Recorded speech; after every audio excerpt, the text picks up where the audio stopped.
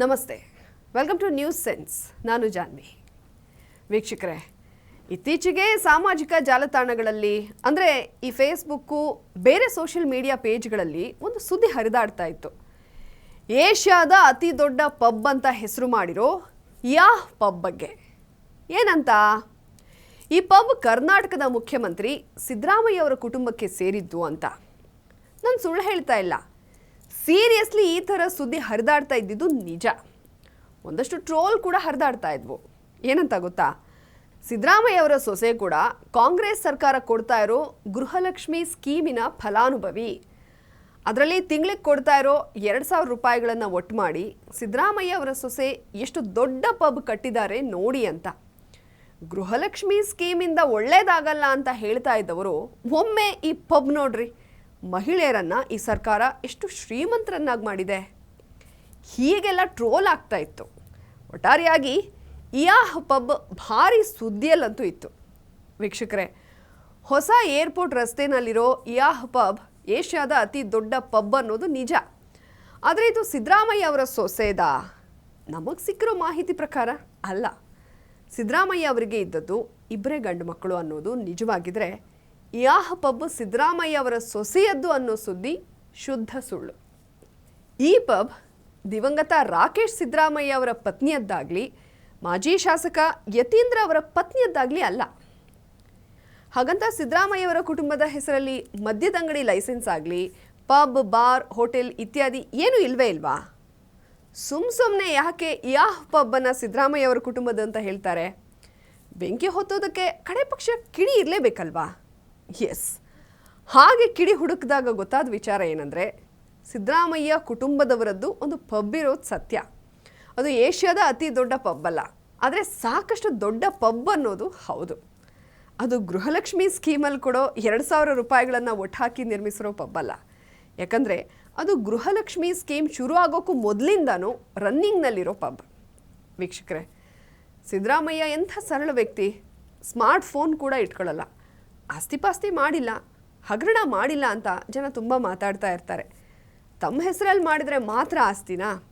ಮಕ್ಕಳ ಹೆಸರಲ್ಲಿ, ಸೊಸೆ ಹೆಸರಲ್ಲಿ ಆಸ್ತಿ ಮಾಡಿದರೂ ಆಸ್ತಿನೇ ಅಲ್ವಾ? ಆ್ಯಂಡ್ ಅಫ್ಕೋರ್ಸ್ ಅದು ಸೇಫ್ ಕೂಡ. ಬಿಡಿ, ಈ ಪಬ್ ನೇರವಾಗಿ ಸಿದ್ದರಾಮಯ್ಯ ಅವ್ರಿಗೆ ಸೇರಿರೋದಲ್ಲ. ಅವರಿಗೆ ಈ ಬಾರ್ ಬಿಡಿ, ಅದರ ಸ್ಮೆಲ್ ಕೂಡ ಆಗಲ್ಲ. ಯಾರಾದರೂ ಕುಡ್ಕೊಂಡು ಬಂದರೆ ಅವ್ರ ಮೇಲೆ ಹೇಗೆ ರೇಗ್ತಾರೆ ನೋಡಿದಿರಲ್ಲ ನೀವು. ಇಂದಿರಾ ಗಾಂಧಿ ದೇಶಕ್ಕೋಸ್ಕರ ಪ್ರಾಣ ತೆತ್ತರು. ಯಾರೇ ಕಳಿಸೋನು ಆಚೆಗೆ ಸುಮ್ಮನೆ ಕೂತ್ಕೋಬೇಕು. ಬಿಡಪ್ಪ, ಬಿಡ್ಲಿ, ಇನ್ನೊಂದ್ಸರಿ ಮಾತಾಡೋದು ಕಳಿಸ್ಬಿಡ್ತೀನಿ ಆಚೆಗೆ. ಬೆಳಿಗ್ಗೆ ಗುಂಡ ಹಾಕ್ಬಿಡ ನಡೆ, ಕಳಿಸೋಣ ಆಚೆಗೆ.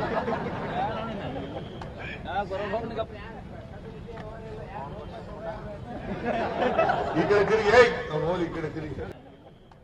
ಇಂದಿರಾ ಗಾಂಧಿ ದೇಶಕ್ಕೋಸ್ಕರ ಪ್ರಾಣ ತೆತ್ತರು. ಯಾರೇ ಕಳಿಸೋನು ಆಚೆಗೆ ಸುಮ್ಮನೆ ಕೂತ್ಕೋಬೇಕು. ಬಿಡಪ್ಪ, ಬಿಡ್ಲಿ, ಇನ್ನೊಂದ್ಸರಿ ಮಾತಾಡೋದು ಕಳಿಸ್ಬಿಡ್ತೀನಿ ಆಚೆಗೆ. ಬೆಳಿಗ್ಗೆ ಗುಂಡ ಹಾಕ್ಬಿಡ ನಡೆ, ಕಳಿಸೋಣ ಆಚೆಗೆ. ಆದರೆ ಸಿದ್ದರಾಮಯ್ಯ ಅವರು ಹೆಣ್ಮಕ್ಳಿಗೆ ಸಾಕಷ್ಟು ಸ್ವಾತಂತ್ರ್ಯ ಕೊಟ್ಟಿದ್ದಾರೆ, ಅವ್ರ ಕುಟುಂಬದಲ್ಲೂ ಕೂಡ. ಸೊ ತಮ್ಮ ಸೊಸೆಗೆ ಸ್ವಾವಲಂಬಿಯಾಗಿ ಜೀವನ ನಡೆಸೋದಕ್ಕೆ ಪರ್ಮಿಷನ್ ಕೊಟ್ಟಿರೋದ್ರಿಂದ ಅವರು ಒಂದು ಭಾರಿ ಪಬ್ ನಡೆಸ್ತಾ ಇದ್ದಾರೆ. ಅದರ ಹೆಸರು sugar factory. What A sweet name ಅಲ್ವಾ? ಶುಗರ್ ಫ್ಯಾಕ್ಟ್ರಿ ಅಂತ ಹೆಸರು ಇರಬಹುದು, ಆದರೆ ಇಲ್ಲಿ ಕಬ್ಬಿನ ಹಾಲು ಸಿಗುತ್ತೆ ಅಂತಾಗಲಿ ಪಡಿತರ ಸಕ್ಕರೆ ಸಿಗುತ್ತೆ ಅಂತಾಗಲಿ ತಪ್ಪು ತಿಳ್ಕೊಬೇಡಿ. ಹೆಚ್ಚಂದರೆ ಇಲ್ಲಿ ಕುಡಿಯೋದಕ್ಕೆ ಎಣ್ಣೆ, ಕುಣಿಯೋಕ್ಕೆ ಮ್ಯೂಸಿಕ್ಕು, ಮಜಾ ಮಾಡೋದಕ್ಕೆ ಇತ್ಯಾದಿ ಇತ್ಯಾದಿಗಳು. ವೀಕ್ಷಕರೇ, ಶುಗರ್ ಫ್ಯಾಕ್ಟ್ರಿ ಅನ್ನೋ ಲಕ್ಸುರಿ ಪಬ್ ಇರೋದು ಬೆಂಗಳೂರಿನ ಪ್ರತಿಷ್ಠಿತ ಏರಿಯಾ ಆಗಿರೋ ಸದಾಶಿವನಗರದ ಮಗುಲಲ್ಲೇ. ಬೆಂಗಳೂರಿನ ಖ್ಯಾತ ಸ್ಟಾರ್ ಹೋಟೆಲ್ ಆಗಿರೋ ಲೀ ಮೆರಿಡಿಯನ್, ಅದೇ ಹಳೆಯ ಹಾಲಿಡೇ ಇನ್ ಇದೆಯಲ್ಲ, ಅದ್ರ ಒಳಗಿದೆ ಈ ಶುಗರ್ ಫ್ಯಾಕ್ಟ್ರಿ ಅನ್ನೋ ಪಬ್. ನಿಮಗೆ ಈ ಶುಗರ್ ಫ್ಯಾಕ್ಟ್ರಿ ಬಗ್ಗೆ ಗೊತ್ತಾಗಬೇಕು ಅಂದರೆ 2019 ಆಗಸ್ಟ್ 31ನೇ ತಾರೀಕು ಈ ಪಬ್ ಮೇಲೆ CCB ದಾಳಿ ಮಾಡಿತ್ತು. ಆ ಬಗ್ಗೆ ಪಬ್ಲಿಕ್ ಟಿವಿನಲ್ಲಿ ವರದಿಯಾಗಿತ್ತು.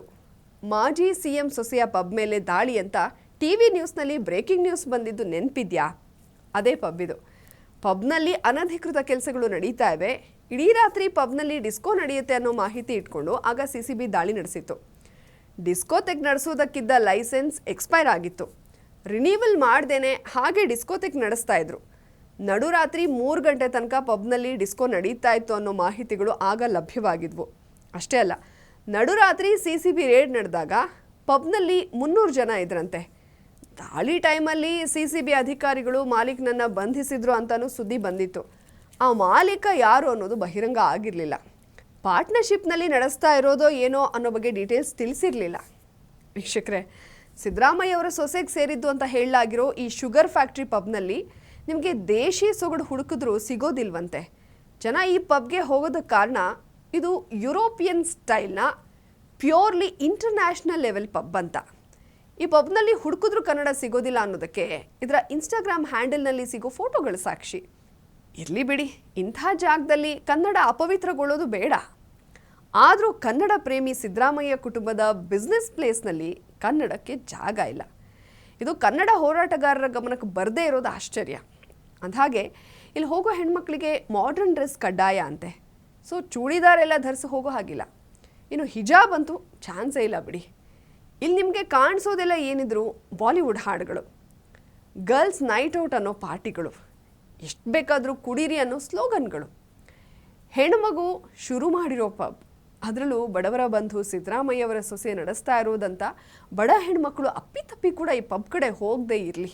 ಯಾಕಂದರೆ ಗೃಹಲಕ್ಷ್ಮಿಲಿ ಕೊಡೋ ಹಣ ಇಲ್ಲಿ ಒಂದು ಬಿಯರ್ ತಗೊಳ್ಳೋದಕ್ಕೂ ಸಾಕಾಗಲಿಕ್ಕಿಲ್ಲ. ಅನುಮಾನ ಇದ್ದರೆ ಈ ಮೆನು ಕಾರ್ಡ್ ನೋಡಿಬಿಡಿ. ವೀಕ್ಷಕರೇ, ಈ ಕಾರ್ಯಕ್ರಮದ ಉದ್ದೇಶ ಫ್ಯಾಕ್ಟ್ ಚೆಕ್ ಮಾಡೋದಾಗಿತ್ತೇ ಹೊರತು ಸಿದ್ದರಾಮಯ್ಯವರ ಕುಟುಂಬಕ್ಕೆ ಸೇರಿದ ಶುಗರ್ ಫ್ಯಾಕ್ಟ್ರಿ ಅನ್ನೋ ಪಬ್ ಬಗ್ಗೆ ಪ್ರಮೋಟ್ ಮಾಡೋದಾಗಿರಲಿಲ್ಲ. ಮದ್ಯಪಾನ ಆರೋಗ್ಯಕ್ಕೆ ಹಾನಿಕರ. ಸೊ ಈ ಸ್ಲೋಗನ್ ನೆನಪಿನಲ್ಲಿಟ್ಕೊಂಡ್ರೆ ಕ್ಷೇಮ. ವಿಷಯ ಇಷ್ಟೇ, ಏಷ್ಯಾದ ಅತಿ ದೊಡ್ಡ ಪಬ್ ಏರ್ಪೋರ್ಟ್ ರಸ್ತೆಯಲ್ಲಿರೋ ಸಿದ್ದರಾಮಯ್ಯ ಕುಟುಂಬದಲ್ಲ. ಇದು ಸುಳ್ಳು ಸುದ್ದಿ. ಯಾರು ಸುಳ್ಳು ಸುದ್ದಿ ನಂಬೇಡಿ, ಹರಡಬೇಡಿ.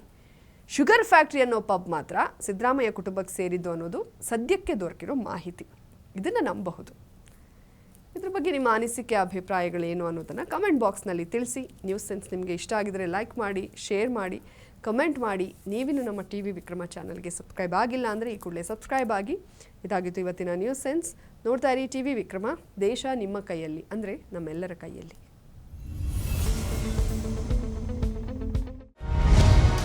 TV ವಿಕ್ರಮ, ದೇಶ ನಿಮ್ಮ ಕೈಯಲ್ಲಿ. ಈ ಕಾರ್ಯಕ್ರಮ ನಿಮಗೆ ಇಷ್ಟ ಆಗಿದ್ದಲ್ಲಿ ಲೈಕ್, ಶೇರ್ ಹಾಗೂ ಕಮೆಂಟ್ ಮಾಡಿ. TV ವಿಕ್ರಮದ ಕಾರ್ಯಕ್ರಮಗಳನ್ನು ನಿರಂತರವಾಗಿ ವೀಕ್ಷಿಸಲು ಸಬ್ಸ್ಕ್ರೈಬ್ ಮಾಡಿ, ಬೆಲ್ ಐಕನ್ ಒತ್ತಿ.